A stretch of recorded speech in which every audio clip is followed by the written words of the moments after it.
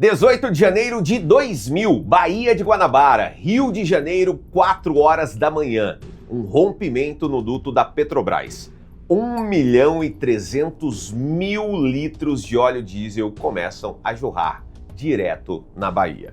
Quando o sol nasce, os cariocas acordam e veem o cartão postal da cidade transformado numa mancha negra de 40 quilômetros quadrados. A Baía de Guanabara, aquela das fotos lindas do Pão de Açúcar ao fundo, amanheceu preta.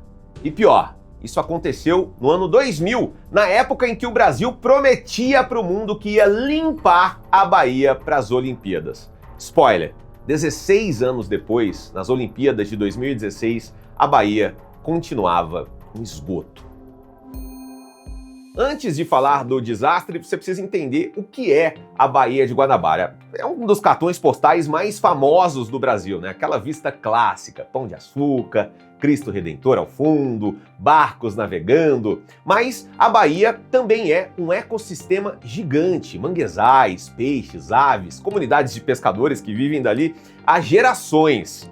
E nos anos 90 e 2000? Bom, ali já tá bem zoada, viu? Esgoto, poluição, lixo, mas ainda tinha vida, ainda tinha pescadores tirando o seu sustento de lá.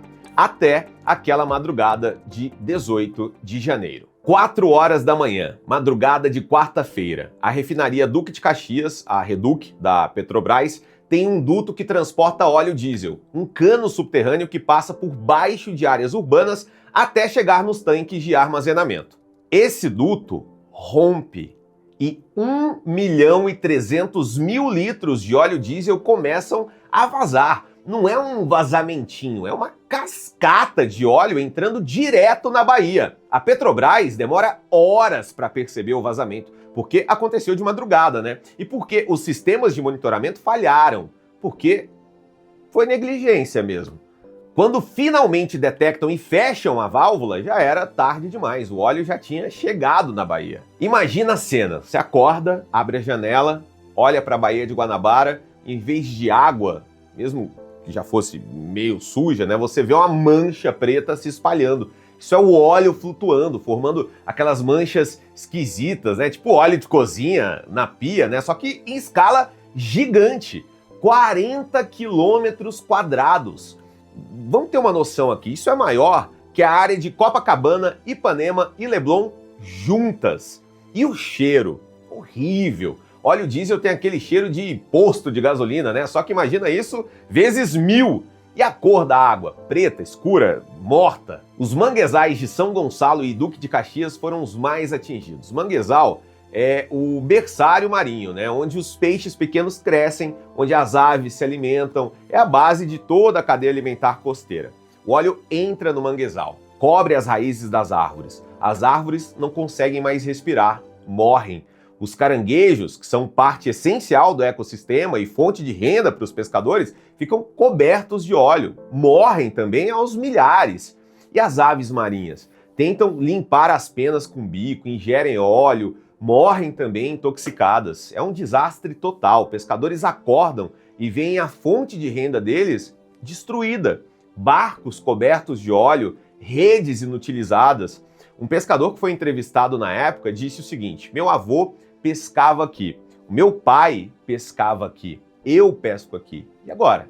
O que eu vou fazer? A Petrobras montou uma operação de contenção e limpeza, barreiras flutuantes para tentar cercar o óleo. Barcos sugando óleo na superfície, equipes limpando praias e manguezais, mas óleo em manguezal é impossível de limpar completamente. Ele entra nas raízes, no solo, vai ficar ali por anos. Foram mobilizadas mais de 1.000 pessoas, dezenas de barcos, helicópteros, mas a quantidade era muito grande e o dano já estava feito. E aqui vem o pior, isso aconteceu em 2000, o Brasil tinha acabado de ser escolhido para sediar a Copa de 2014 e estava brigando para sediar as Olimpíadas. Uma das grandes promessas do Rio para os Jogos Olímpicos era o seguinte: nós vamos limpar a Baía de Guanabara, as competições de vela vão ser em água limpa. Fizeram propaganda disso, botaram nos vídeos de candidatura, prometeram mundos e fundos.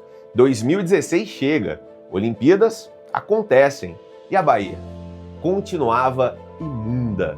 Os atletas de vela reclamaram, teve gente que ficou doente depois de cair na água. Não limparam nada. O vazamento de 2000 foi só mais um na história de negligência com a Baía de Guanabara. A Petrobras foi multada, pagou indenizações, mas vamos combinar aqui, dinheiro não vai trazer o mangue de volta, não ressuscita os peixes que morreram. E o pior, nem foi o único vazamento da Petrobras na Bahia. Teve outros antes, teve outros depois. Em 2020, recente agora, 20 anos depois do vazamento de 2000, ainda tinha vestígios de óleo no fundo da Bahia. Agora, sabe o que é mais revoltante? A Baía de Guanabara é rodeada por alguns dos bairros mais ricos do Rio de Janeiro. Botafogo, Urca, Flamengo, e também por algumas das comunidades mais pobres, o Complexo da Maré, o Alemão, favelas de São Gonçalo. Os ricos veem a Bahia de longe, da janela, como paisagem, né? Os pobres vivem da Bahia, pescam, trabalham, dependem dela. Quando acontece um desastre desse, quem é que vai se ferrar mais? Claro que os pescadores, as comunidades, o povo mais pobre. 18 de janeiro de 2000, o dia em que 1.300.000 litros de óleo transformaram o cartão postal do Rio num pesadelo ambiental. 40 quilômetros quadrados de mancha negra, manguezais destruídos, pescadores arruinados, aves mortas, ecossistema devastado. E o mais triste disso é que foi só mais um desastre numa história de descaso com a Baía de Guanabara. Prometeram limpar para as Olimpíadas. Não limparam. A Bahia continua lá, poluída, negligenciada, esquecida